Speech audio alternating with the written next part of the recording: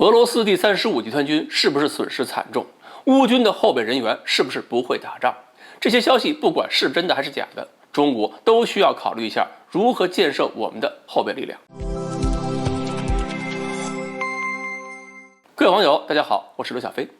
这两天呢，有个说法，不知道真假啊，说俄罗斯的第35集团军损失太大了，兵力就剩下几百人了。这好像有点太危言耸听了。我记得这个35集团军满编的时候呢，咱们也是万人级规模，怎么可能拼到这个程度呢？后来找了找数据，发现这个集团军的编制啊，兵员确实有点少。你看过去我们看二战的时候，一个集团军动不动就是5万人、10万人啊。但是现在俄罗斯经过改革之后，它的集团军架子是比较大，但实际上里边的兵是比较少。你看这个俄罗斯第35集团军编制其实就是8000人出头，步兵呢是2个旅，每个旅是2000多人。所谓的兵力剩下几百人，是说这2个旅损失很大，不是说全军都没了。当然，至于说这2个旅是不是剩下几百人，是不是有点夸张，这个我们以后等着瞧。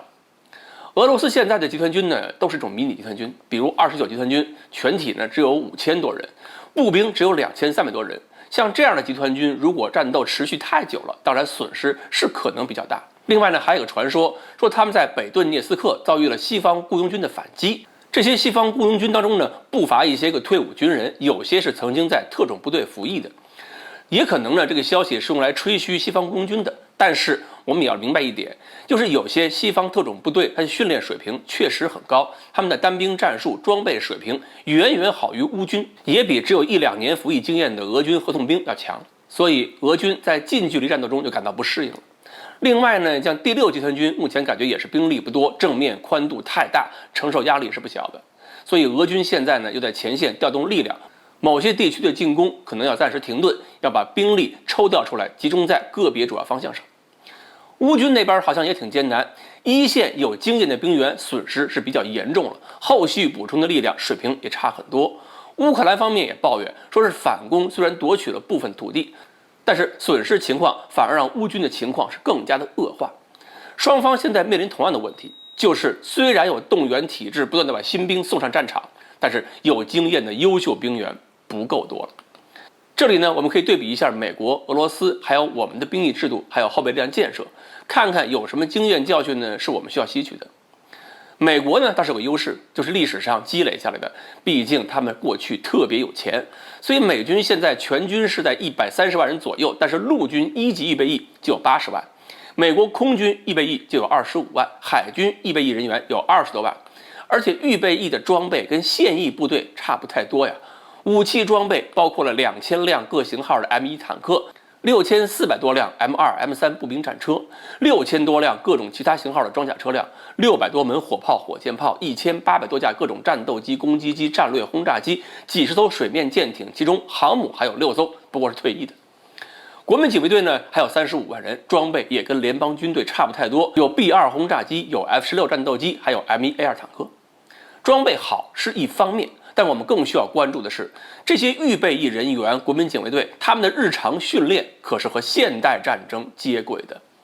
当然，美国还有一个不知道算不算优势的优势，就是美国老百姓差不多人人持枪，天天混战，那武器使用经验真是从小就丰富啊。前2天还有个2岁孩子摆弄手枪把他爸给毙了。所以美国人这生活从小就很斯巴达呀，社会不安全，对美军征兵啊反而成好事了。至于说俄罗斯的兵役制度在改革中是出了问题，义务兵服役就1年，所以咱们都知道这义务兵1年服役学会不了多少东西的。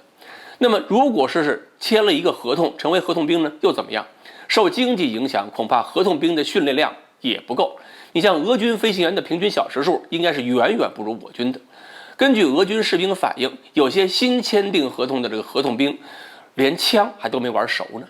再看中国，中国过去民兵曾经是非常强悍的。英国元帅蒙哥马利的时候，见识过中国民兵一家人全家祖孙3代表演射击，然后得出个结论：千万别在中国跟中国陆军打架。但是客观说，我们现在的民兵预备役建设有点落后了，他们的装备跟现役主战装备那普遍差距是特别大。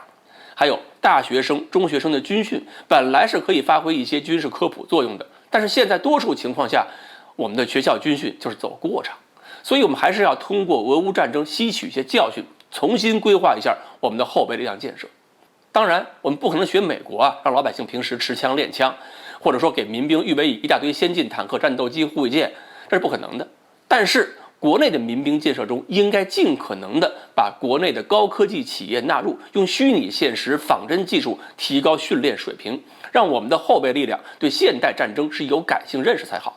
并且这些企业的人才也可以作为民兵力量，他们很容易在无人机、通讯等领域提高我们整体后备力量的装备水平。